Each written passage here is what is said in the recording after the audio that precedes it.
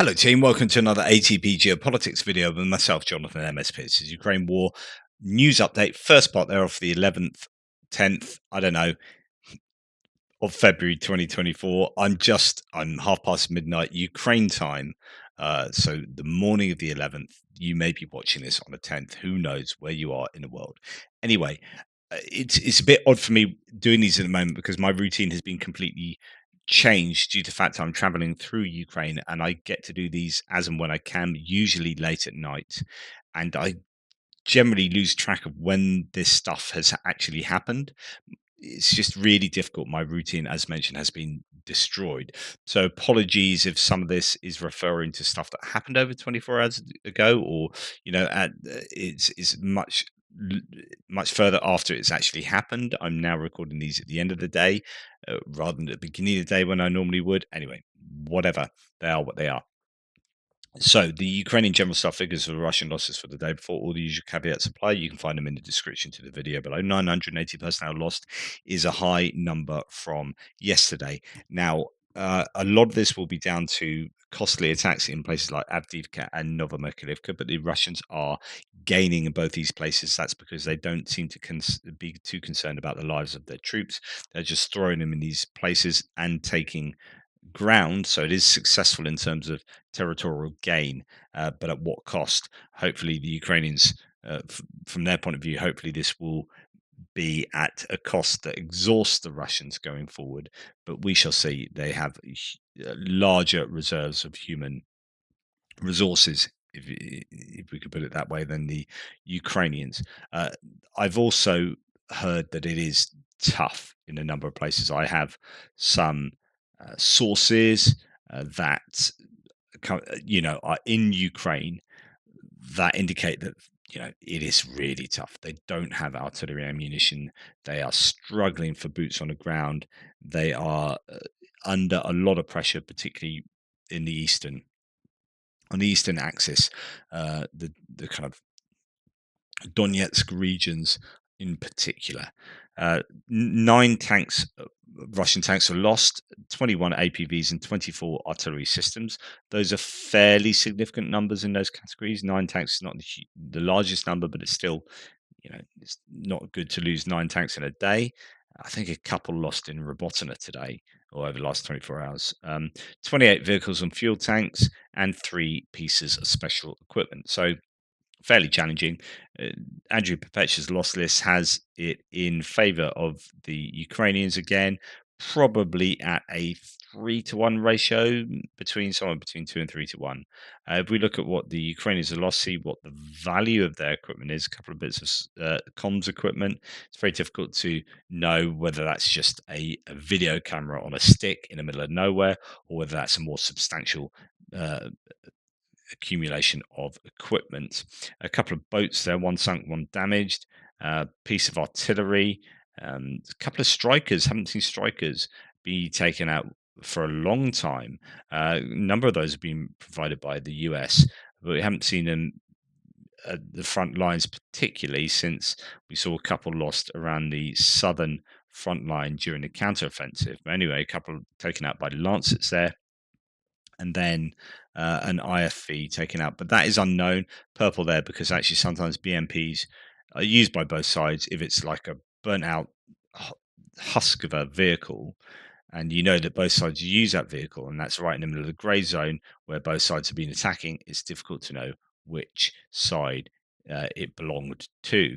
Anyway, for the Russians, a command and control vehicle. Those are generally high value vehicles. That one's destroyed. That will be a bit of a loss for the Russians. Engineering vehicle, a couple of bits of artillery, few tanks there, four tanks, T-72s and T-80s, and then quite an array of infantry fighting vehicles going from BTRs to BMDs down to BMP2s and 1s, and then APC and a couple of civilian vehicles and a truck. So I guess just again the mass meaning that the Russians will have lost obviously a lot more value, a lot more valuable equipment than the Ukrainians, uh, particularly individually with that command and control vehicle at the top there.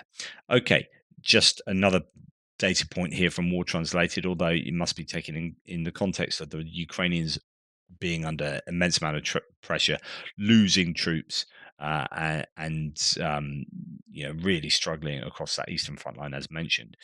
War Translated has a Russian video from troops around Novomykhailivka. So while the Kremlin Ripper, so that is Putin, is spinning a yarn with tales of ancient Rus, his soldiers reveal details of meat assaults they're thrown into. In the infamous 155th Brigade, which is trying to take Novomykhailivka, discontent is growing. The soldiers here are sent for slaughter by Ukrainian warriors with a one-way ticket. The soldiers are not provided with ammunition or evacuation, justified by the fact that they are meat. So this is a Russian video, 2.5 minutes, but basically it's another example of how things are really tough for the Ukrainians. They're being sent on for the Russians, sorry, being sent on meat attacks, and this idea that they are not exactly valued by the Russian command here. All is not well behind the scenes, but it's challenging for both sides at the moment. Here we have a UK intelligence update that I think is a pretty interesting one. So we'll go through it.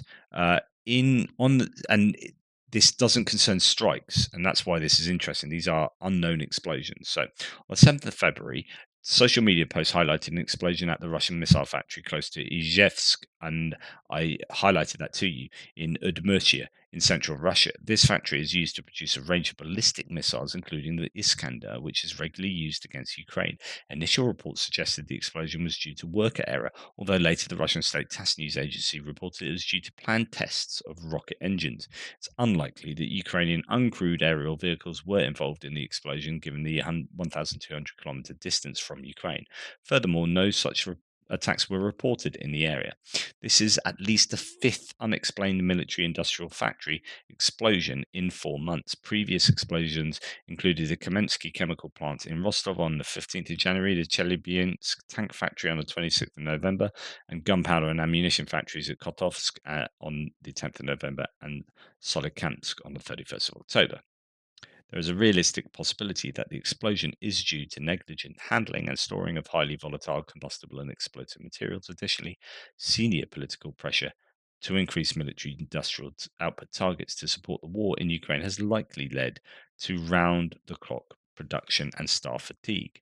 Increased demands on production will highly likely result in greater numbers of industrial accidents in the future. Now, is this sabotage? Was it distant strikes that weren't really reported? Is it a case of industrial accident? I don't know, but there are a number of these that suggest that things aren't too rosy for the Russians in their industrial military complex. And this particular one in the last week, the huge explosion at an Iskander factory, will affect, no doubt, the production of those missiles. And Andrew Pepech's live stream in the last 24 hours was a really good one to watch. Lots of interesting stuff on a number of topics. One of them was the production rates of Russian missiles and the schedule that they send them into Ukraine. Now, he has predicted that they basically every 2 weeks so far, on average 50 missiles in 2 waves. So over a month, 4 waves, totaling 100 missiles. And that seems to have been very consistent for the last however many months, meaning that their production rates probably are 100 missiles a month across the different varieties. And it's been interesting that very few caliber missiles have been sent. Why is that? Is that to do with the inability for the carriers such as submarines and ships, um, the inability in terms of loading those missiles onto the carriers that would normally happen in Sevastopol? They've moved to Novorossiysk. They don't have the ability to load the missiles onto those vessels. So who knows what's going on exactly? But the production, I think, capacity is not great for the Russians. And even though they've ramped it up, and they are uh, going to struggle going forward, given some of these attacks on these, or attacks, or carelessness resulting in explosions at these industrial facilities. This is significant, and I think it's good news for the Ukrainians. Obviously, that they can't fire these missiles at the rates they were a year ago, not by a long shot. Anyway, another example of Russia on fire here: Togliatti in the Russian Federation, a hotel complex and a nightclub. The area of 800 square meters, so it's fairly large, on fire. Yeah, just another example of uh, Russia on fire. Right, moving on to distant strikes. 23 out of 31 Shaheeds were destroyed by the air defenses. The main strikes came on Odessa and Kharkiv. In Odessa, the region came under attack from drones in 3 waves, with a total of 4 people being injured. First few drones attacked Odessa port. A worker was hurt from debris falling. No photos of the port have been released yet, but police showed damage to private houses. It's usually what happens. They show damage to residential areas, but not to critical infrastructure. It's a kind of way of trying to control the narrative. Several explosions were reported in Kharkiv this morning, where the air alert was sounding as Russian drones arrived. This is the city. This is in the city right now, and the mayor Ihor Terekov says civilian infrastructure is under attack. So, yeah, this was obviously this morning. Quite some considerable damage done in Kharkiv. The Russian night drone attack on Kharkiv hit a gas station. Fuel exploded, causing a fire in 14 nearby houses. 7 civilians, including children and an infant, were killed, and at least 3 more received burns. So there's actually an entire family of 5 that were killed: mother, father, and 3 children in those 7. Here it says in Kharkiv an oil depot was hit. I think that's probably the gas station reported previously rather than oil depot, but I can't be sure. It could be that it was an oil depot, not a gas station. From where the fuel leak occurred, reported Ole, or 2 separate instances.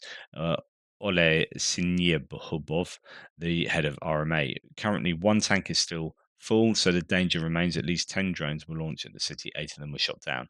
So, tank could well be an actual oil depot there. Governor of Kharkiv Oblast reports that Russia hit Kharkiv and Veliki Boluk, damaging civilian infrastructure and a cafe. Luckily, there were no casualties. It reports there. I mean, 7 did die in Kharkiv in a number of different attacks on that city. The result of the missile strike here of a Russian base, a video by the Russian military. So there are still strikes going on by the Ukrainians. They are still using things like HIMARS and whatnot. And here is a base that has some uh, equipment that looks a little bit worse for wear. There you've got what looks to be, I don't know what that was, BMP possibly. Leaders in Mykolaiv region confirmed damage to power grids. I believe Ochakiv on the coast has been hit. No initial reports of further damage to power lines. That should have been earlier, actually, before moving on to the hits on Russian targets. So, anyway, Russia says it destroyed 19 drones during the night, 6 over the Black Sea and 5 in Bryansk. They also proudly claim to have stopped drones hitting a fuel and energy complex in Oriol region. What? No mention of Krasnodar's air defense being breached. So, what's going on there? Well, um, I wanted to be this for me last week, but just hearing that another oil refinery in Russia is on fire. So this in Krasnodar was struck earlier in the evening. That's actually, my time, the 9th of February, 3 in the morning though. So I'm not sure I reported that previously. Anyway, yeah, looks yeah, it seems likely that another Ukraine drone has hit the Ilisky oil refinery in the Seversk area of Krasnodar. Locals heard an explosion just before the fire. That could have been, the night before. As I say, it all merges together at the moment for me. Explosions ran out and temporarily occupied Berdyansk. The anti-aircraft defense of the occupiers is working, says the mayor's advisor Petro Andriuschenko. And yeah, that's the Krasnodar oil refinery being hit. So moving on to other bits and pieces now, quite a bit to get through. First of all, is there a united front? Zelensky gave out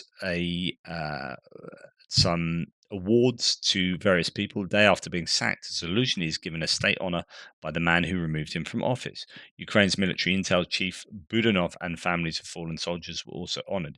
Now, I don't know the state of affairs with regard to what's going on with Zelensky at the moment. I do believe there are some people protesting in Kiev.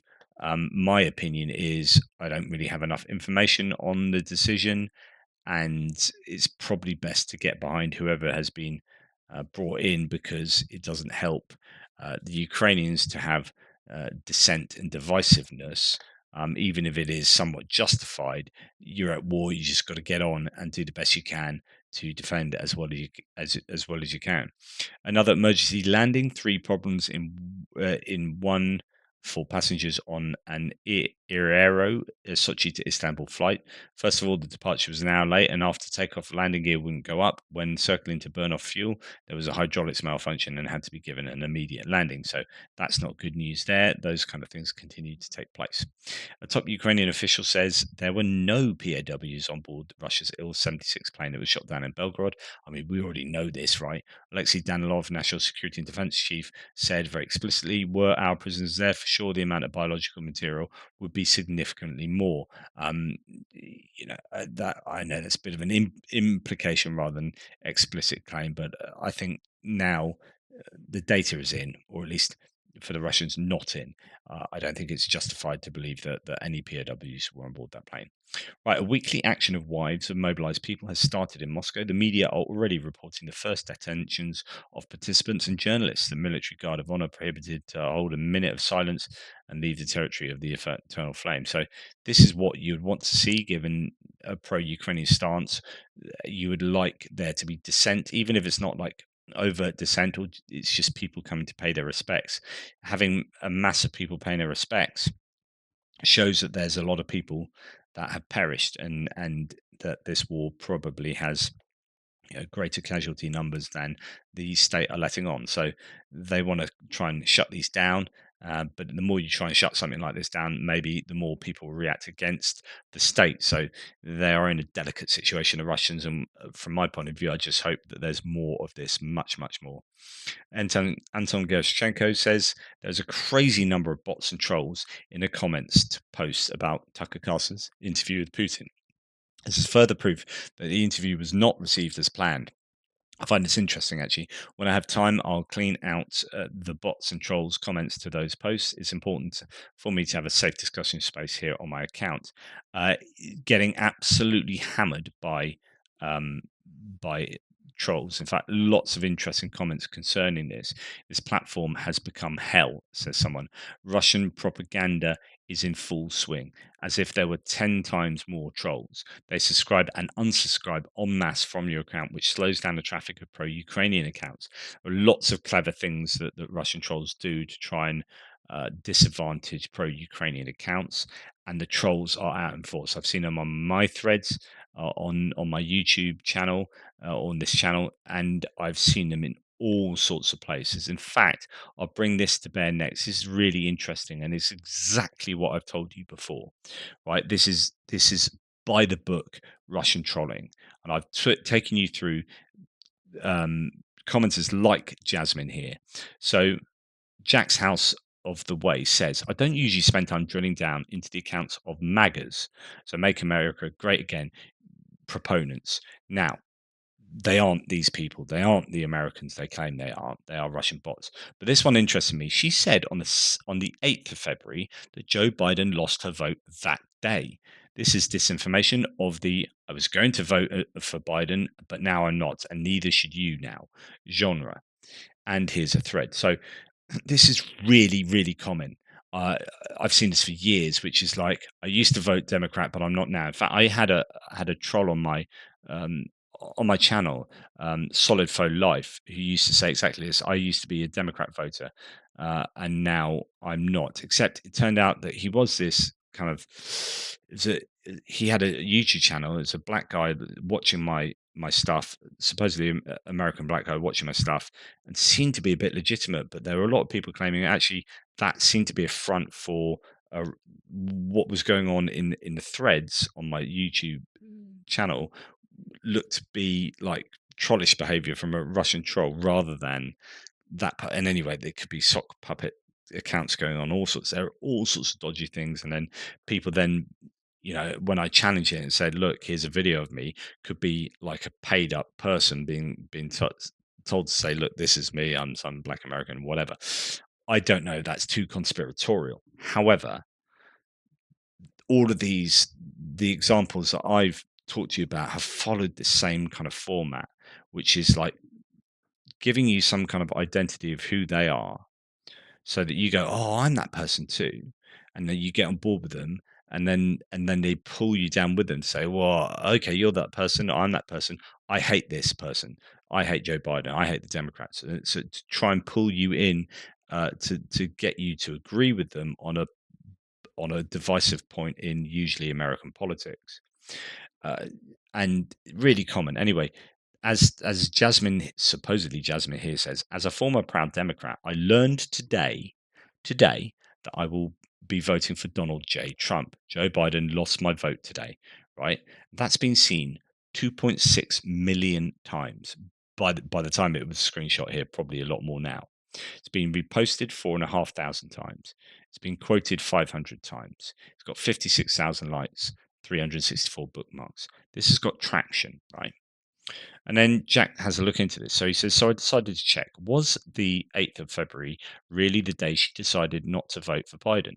No. Here's a tweet from the 18th of December last year saying Trump is America's savior, along with a lot of pro Trump, anti Democrat tweets between these two tweets. So who is this person? In other words, that was not the day that they decided to vote for Trump and not for Biden, because they've been saying Donald Trump is America's savior a full month before. And in fact, when you look at their previous tweets, it's all just complete nonsense.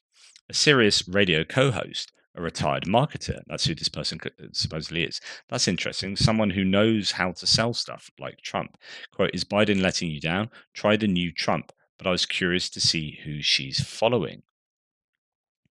So she's following 7.1 thousand people. So she is following these other people. Well, who are these other people? A Russian. Okay, let's suspend judgment for a moment and look into this account. Maybe he's not pro-Putin. Let's see for ourselves. So following a Russian, you look at the Russian. Okay, so he is sure. So he sure is proud of Russia. Of course, he lives there. I wonder what that link is. I have circled there. I didn't want to open it myself, but is he pro-Putin? Yes, he is. See the next post. So he is pro-Putin. So that link in his description is very like pro-Russian. This is a tweet from today, meaning the Jasmine account gets this tweet since she is following him. This tweet, the day after tweeting obvious disinformation about Joe Biden lost my vote today, which we proved wasn't the case. Interesting. So the world can only be saved by stopping now. Now the choice is either liberals or humanity. Tucker Carlson chooses humanity, which is why he came to Moscow to meet Putin. The whole world understood why he came and how important it was, right? So, and then someone else catching stuff that this is a Russian bot account, so on and so forth. The point is, and there's more, and you can go and look into the thread and the replies and extra information on this. Is that these, you look at the photos being used, and you look at the fake virtue signaling bios put by such people, and you think, yeah, it's like inside of a Pine Sports News, and you think, yeah, let's look at all of that. Celtics, Red Sox. How much stuff are you actually um, posting about those sport things, Jasmine from America, with your blue tick, and how much of it is just Russian bot activity, troll activity? Now, speaking of Twitter and Elon Musk, let's move to Elon Musk. Russians use Starlinks at their positions. So far, we are talking about dozens of devices on a front line, but there may be hundreds of them after some time. Devices can enter the Russian Federation through third countries where there are no sanctions. At the same time, the quality of the internet, which is distributed by Starlink to the Ukrainian troops, has dropped sharply. Elon sucks. Now, those of you who love Elon Musk, get over it. Just get over it, right? The guy is a plum tool, and he is clearly not helping Ukraine. So there's been talk about Starlink reception for Ukrainian users absolutely plummeting recently, and now we're hearing that Starlink is being used en masse, and we have evidence of this by boxes being opened, by um, uh, evidence of photographic evidence of Starlink being used. I was speaking to Zhenya today, and he said, "Yeah, we've known for ages that they've got probably thousands of Starlink." Anyway, when you look at this, Tendar then says Starlink. Now, the issue is that if that's the case, then Starlink needs to be sanctioned. They are violating US sanctions. It's literally, it is illegal, potentially, what they're doing. Now, Starlink denies that it is used in Russia or sold by an intermediary in Dubai. But what that statement omits is that the accusations are not about the usage in Russia, but by usage of the Russian military, which operates in Ukraine. Even the Starlink availability map shows the two areas in red in Ukraine, which are temporarily controlled by the Russian military, can be used by Starlink. Only the Ukrainian territories currently occupied by Russian forces in yellow are excluded. Starlink must do better than that and clarify the situation. So this is highly controversial that Starlink can be used in and is used. There's Starlink availability in occupied areas of Ukraine. In other words, is being used by the Russians.